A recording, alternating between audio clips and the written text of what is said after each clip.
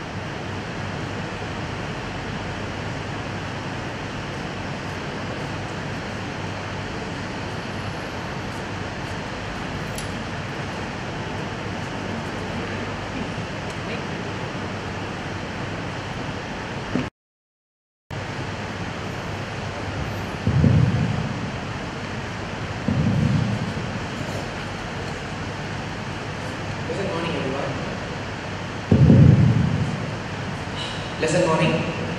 I hope it stays pleasant even after I finish my speech. My name is Bhargav Narasimhan and I am basically from Chennai. Everyone has hobbies, right? So my hobby has been solving this. This is popularly called the Rubik's Cube, as we all know, and it was invented in the year 1974 by a Hungarian sculptor and an architect named Rubik. He basically came up with this as a part of his project, and when he was trying to explain it to students as how all these individual pieces could move without the entire mechanism falling apart, he accidentally scrambled it. And when he was trying to bring it back to the solid state, he was not able to do that, and that was when he realized he had come up with a very good puzzle. This puzzle was mass produced and sold to the whole world in the year 1978. And since then, it's been the best ever selling toy. I began cubing in the year 2010 after my 12th exams, and I had been to Bangalore at that time, and my cousin was generous enough to teach me. I was pretty slow at picking it, and then it took me the whole day to just analyze what all I have done, and I finally achieved it. Ever since then, it took me 4.5 years of cubing to achieve what I have all achieved. Before I get on to a few specifications about the Rubik's Cube, I shall just demonstrate a solve.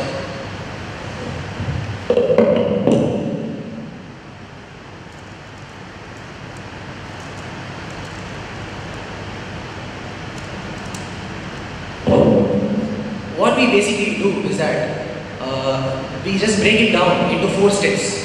Whatever scrambled cube we are given, we just break it down into 4 steps. The first step would be to lay a foundation, something like a cross.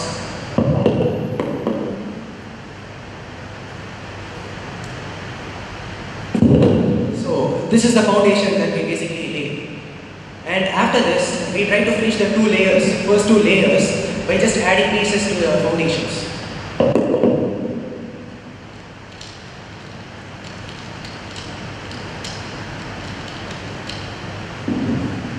Two layers are done. Now the third step would be to solve the top layer. Top layer done. Now we just have to go through the pieces that are left.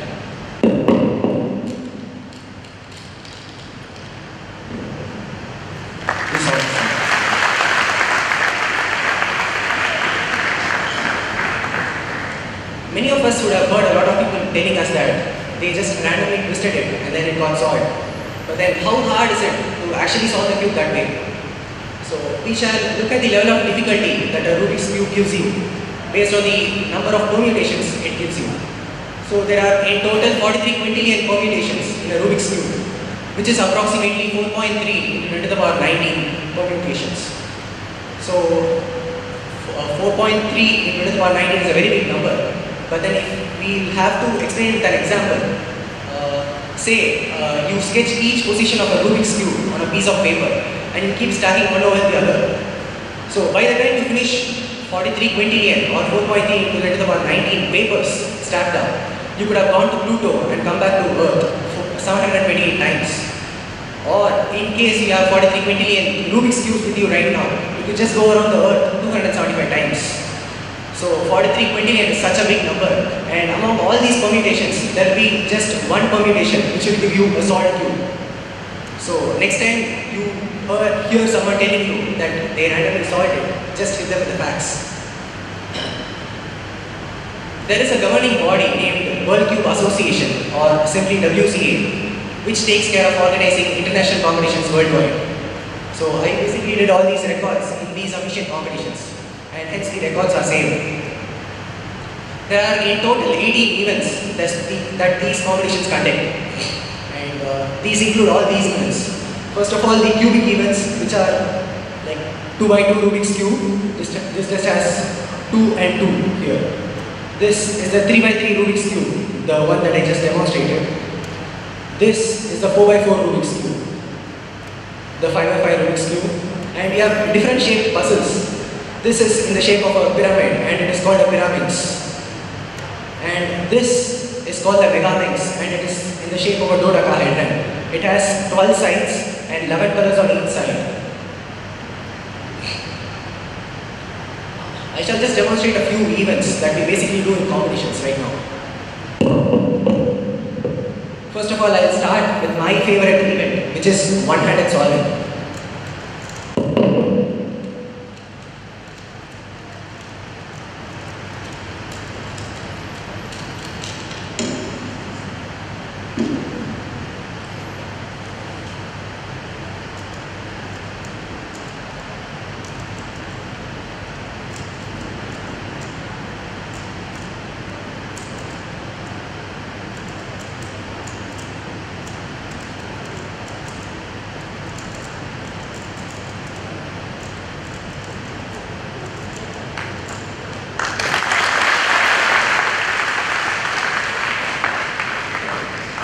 Since I'm just too lazy to remove my shoes right now, I shall just play a video from a recent competition that I took part in.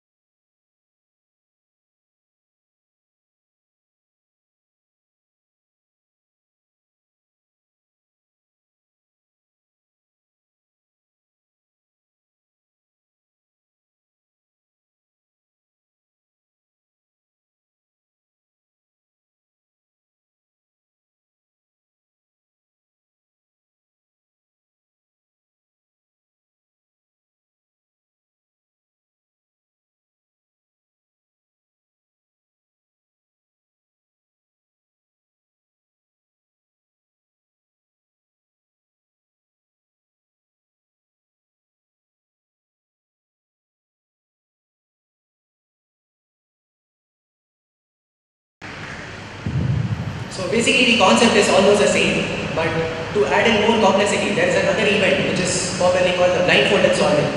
You will be given a scrambled cube, you will have to memorize the whole cube, the whole bunch of colors, and then you will have to close your eyes and solve it. So I shall just demonstrate that now. Can I just have someone over to the stage to scramble the cube for me, please?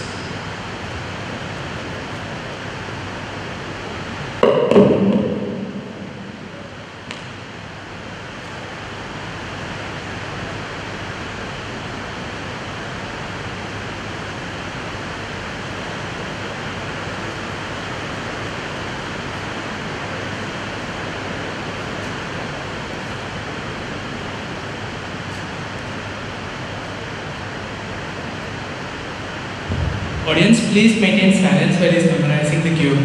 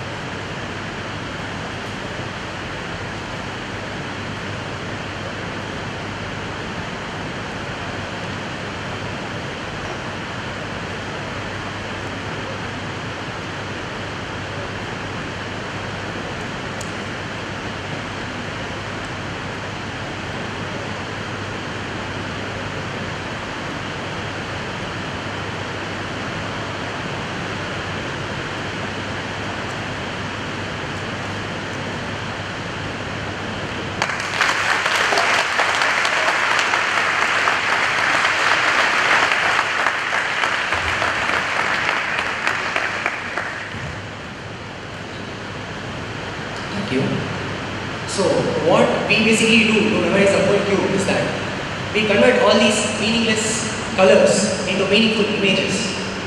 This can be applied anywhere. Say you have a very boring paragraph to read.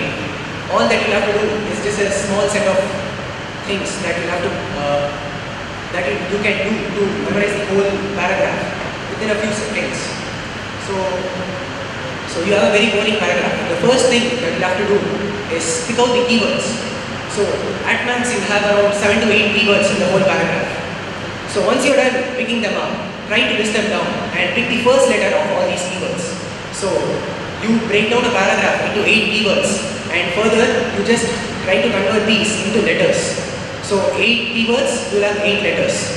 Now try to pair them up. So we have converted 8 letters into 4 pairs of letters. Say for example, the 4 pairs of letters that you just got are something like DR, HL, PM and PO. So DR is one pair, HL is another pair, PM and PO. Now we can all just combine all these images and put them in a single scene. And if you're going to focus on this scene for a particular period of time, say 10 to 15 seconds, you'll be able to remember the whole paragraph for a very long time. So DR could be an image of a doctor.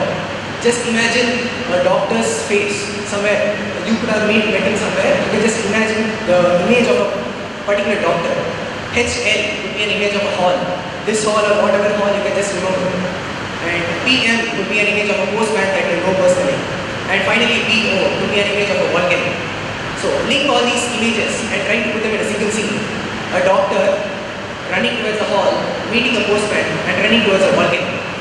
If you're going to link all these images and then imagine this particular scene, the doctor running towards a hall, meeting a postman and running towards a volcano. If you're just going to visualize it for 10-15 seconds, you'll be able to remember this whole set of paragraph for a very long time. This is how you convert the meaningless paragraph into a single scene. So whenever someone asks you about the paragraph, you can just break the whole image down into keywords and further down the paragraph. This is how basically everything in life works. So in case your goal is very big to achieve, too big for you to even comprehend, what you can do is just break it down into smaller goals. So if you're going to break it down into smaller goals and focus at one part at a time, specifically, you can, once you're done with all these smaller goals, you're also done with the bigger image and also the big picture. So if your goal is going to be too hard, just stay focused. You might fail a little bit of times, but it doesn't matter. So particularly, you have two options basically. When you are reaching this particular goal, you have two options. The first thing, you achieve smaller goals, people appreciate it, you feel happy and you settle down for them. So this is a smaller goal. You have almost reached success, but it is not finished yet. The second thing would be to just stay focused, learn from all your failures.